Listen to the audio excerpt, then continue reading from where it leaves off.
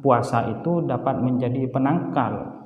Artinya aiqati'un lisyahwah, artinya puasa itu dapat melemahkan kepada syahwat ya. Jadi mudah ketika orang lapar itu untuk melakukan aktivitas yang tidak dia biasanya malas ya, apalagi syahwatnya tinggi, maka kalau orang berpuasa dapat menurunkan syahwatnya.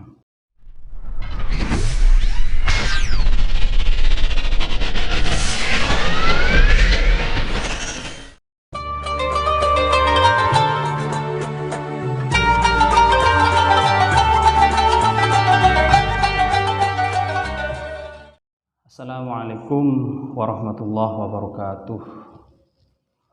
Hamdan wa syukran lillah ma ba'du. Sahabat MOC yang berbahagia, kita lanjutkan kajian kitab Qurratul Uyun pada bagian kedua ini. Wa qala sallallahu alaihi wasallam, Rasulullah juga bersabda, miskinun miskinun miskinun, sampai 3 kali ya. Sayang sayang sayang ya, kasihan ya. Rajulun laisa lahu imra'atun, laki-laki yang tidak punya istri. Kilah, kemudian dikatakan kepada Rasulullah, wa in kana ghaniyan minal mal, sekalipun punya harta wahai Rasulullah. Rasulullah menjawab, wa in kana ghaniyan, sekalipun orang itu banyak hartanya. Kasihan hidup seperti lagu itu, jangan nyuci baju sendiri, makan sendiri, tidur juga sendiri, kasihan ya. Begitu juga perempuan, waqalah miskinah ya. Nisr ya, kasihan, sayang. Imro'atun, perempuan, laisa laha zaujun, yang tidak punya pasangan, tidak punya suami ya. Tidak ada yang memanjakan ya. Kilah ya Rasulullah wa in kanat ghaniyatan minal mal, dikatakan wahai Rasulullah, sekalipun dia itu, perempuan itu kaya. Qala wa in kanat ghaniyatan minal mal, sekalipun dia itu kaya atau hartanya banyak ya, berkecukupan, jadi manajer tapi tidak punya suami, miskin ya.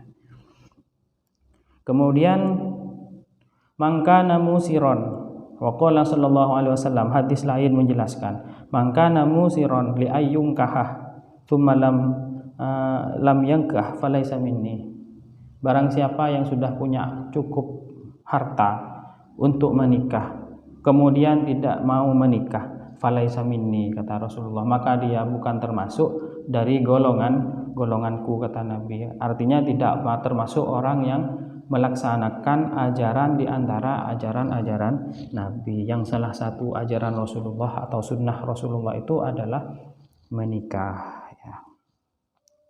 Wa qala sallallahu alaihi wasallam, dalam hadis lain Nabi bersabda, idza tazawwaja ar-rajulu faqad istakmala nisfaddin, ketika seorang laki-laki sudah masuk ke dalam pernikahan, sudah berani mengambil langkah untuk menikah, artinya dia sudah berani menanggung tanggung jawab sebagai seorang suami, menjaga istri, menjaga anak, menjaga keluarga, faqad istakmala nisfaddin, maka dia sudah menyempurnakan separuh agama, katanya. Falyattaqillah fi nisfil baqi, maka bertakwalah kepada Allah ya, mengikuti perintah-perintah Allah dan menjauhi larangannya untuk menyempurnakan separuh agamanya yang lain ya, seperti itu. Kemudian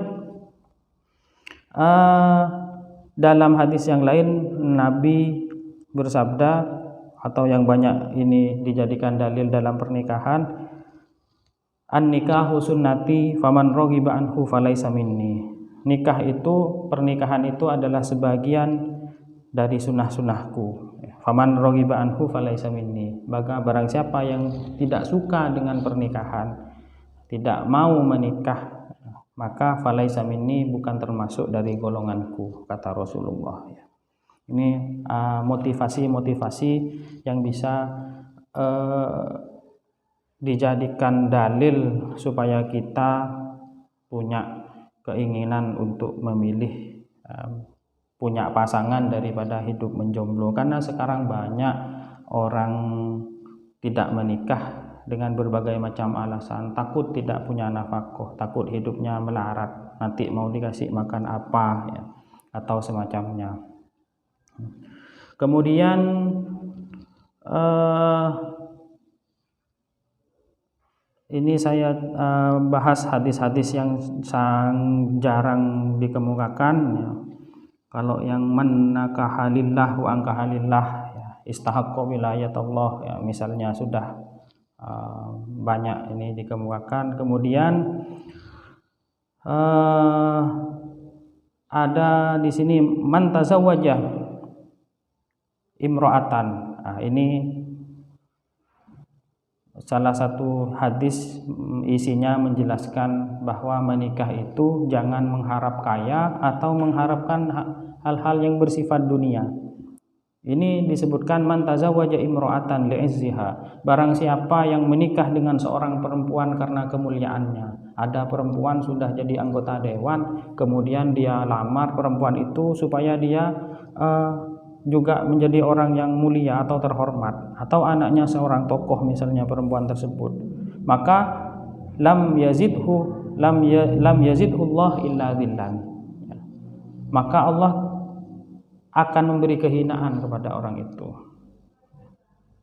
Orang yang menikahnya ingin mendapat kemuliaan, justru Allah akan memberikan kehinaan. Wa man tazawwajaha limaliha lam yazidillahu illa faqran. Barang siapa yang menikahi perempuan karena hartanya, karena orang ada perempuan punya perusahaan, punya usaha yang sudah sukses misalnya, kemudian dia nikahi perempuan tersebut untuk supaya kaya, banyak uang, lam yazidillahu illa faqran, maka Allah akan memberikan dia kefakiran ya.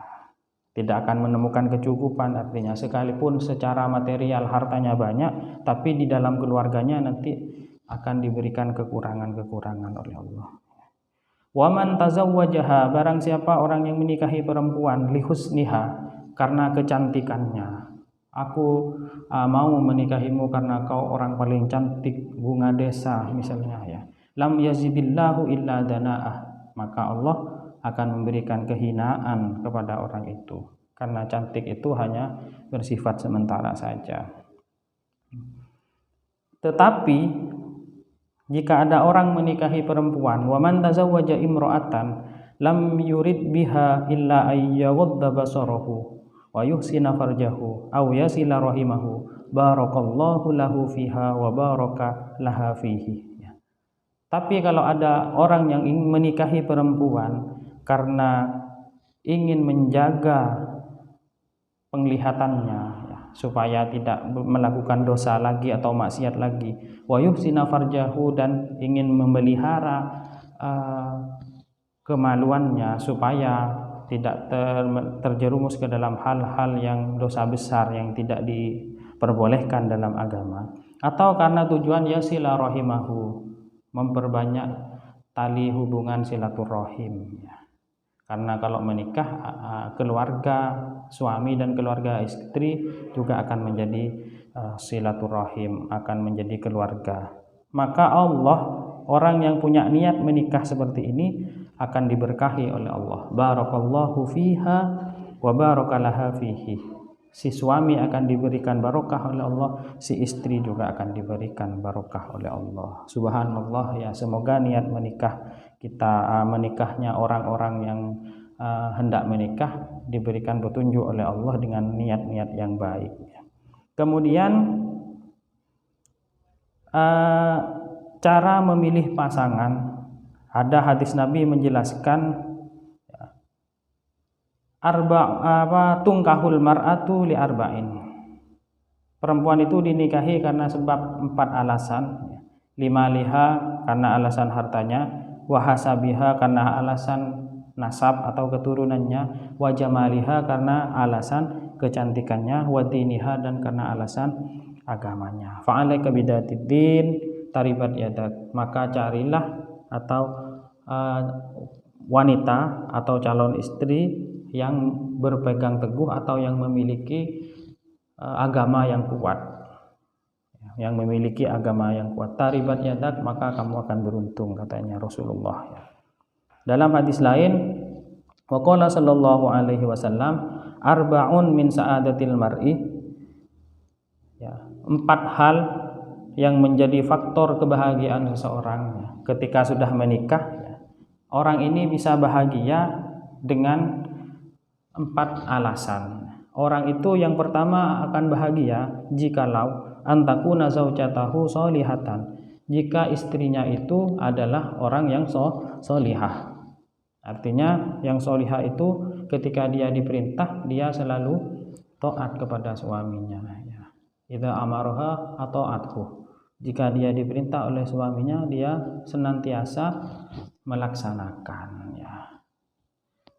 Kemudian sholihah, wa auladuhu abroron, yang kedua seseorang akan mendapat kebahagiaan, akan senantiasa bahagia jika anak-anaknya itu adalah anak-anak yang baik, yang dapat qurrata a'yun, yang dapat menenangkan hati. Artinya anaknya bisa berada di jalan-jalan yang baik, disuruh mencari ilmu dia mau, tidak usah dipukul dia jalan. Anak-anak sekarang ini biasanya ketika diperintah oleh orang tua karena sudah mulai kritis, sudah masuk ke zaman yang tidak karu-karuan, disuruh sekolah, jalan ternyata tidak sampai ke sekolah.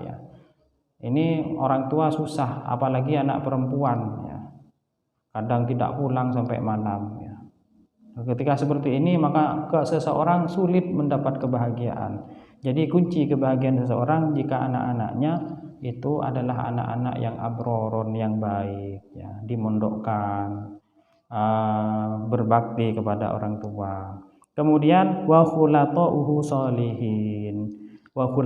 sholihin, dan teman-temannya itu adalah teman-teman yang baik juga, di lingkungan. Khulatuhu ini bisa diartikan dia berada dalam lingkungan yang baik.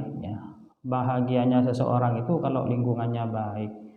Lingkungan yang baik seperti apa? Yang bisa mengajak dia kepada hal-hal yang bermanfaat, dekat dengan masjid sehingga dia sekalipun enggan untuk awalnya dia untuk sholat jamaah tidak pernah sama sekali, karena lingkungan tetangga, keluarga di depan rumahnya, di samping semuanya ke masjid misalnya untuk sholat jamaah, sehingga dia tidak enak akhirnya ikut jamaah. Ini khulatuhu sholihin, lingkungan yang baik. Beda halnya ketika lingkungan sudah tidak baik, yang asalnya dia baik akhirnya dia menjadi ikut-ikutan tidak baik karena lingkungannya. Kemudian yang keempat, kunci kebahagiaan seseorang kata Rasulullah, wa ayyakuna rizquhu fi baladihi, rizkinya itu bisa diperoleh di negaranya. Artinya dia tidak jauh-jauh dari keluarga, tidak jauh dari rumah. Kalau kerja pagi, sorenya masih bisa pulang, tidak usah pergi jauh-jauh mencari rezeki. Ini 4 kunci kebahagiaan seseorang.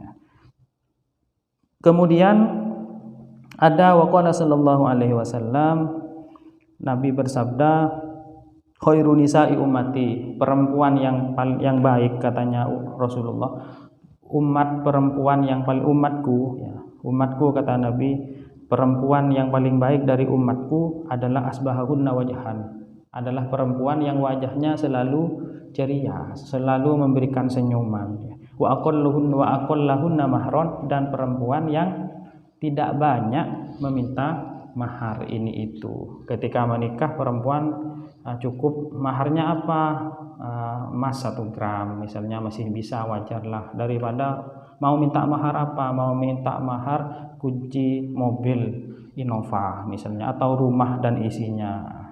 Jadi kata Nabi, perempuan yang baik dari umatku itu adalah asbahunna wajhan wa aqalluhunna mahron. Ini mungkin di antara beberapa motivasi pernikahan. Semoga dapat memberikan tambahan ilmu dalam memasuki jenjang pernikahan, khususnya kepada para pemuda-pemudi, para jumlawan jumlawati yang sudah siap untuk menikah, dan pada umumnya sahabat MOC yang menyaksikan kajian ini. Kita lanjutkan di pertemuan berikutnya. Billahi taufik wal hidayah. Assalamualaikum warahmatullahi wabarakatuh.